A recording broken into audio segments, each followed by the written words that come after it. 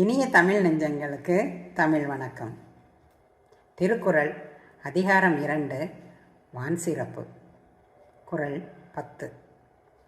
நீர் இன்று அமையாது உலகெனின் யார் யார்க்கும் வான் இன்று அமையாது ஒழுக்கு. நீர் இல்லை என்றால் எவ்வுயிரும் இவ்வுலகில் வாழ முடியாது.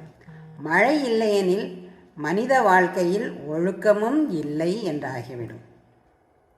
நீரின்று அமையாது உலகெனின் யார் யார்க்கும் வானின்று அமையாது ஒழுக்கு.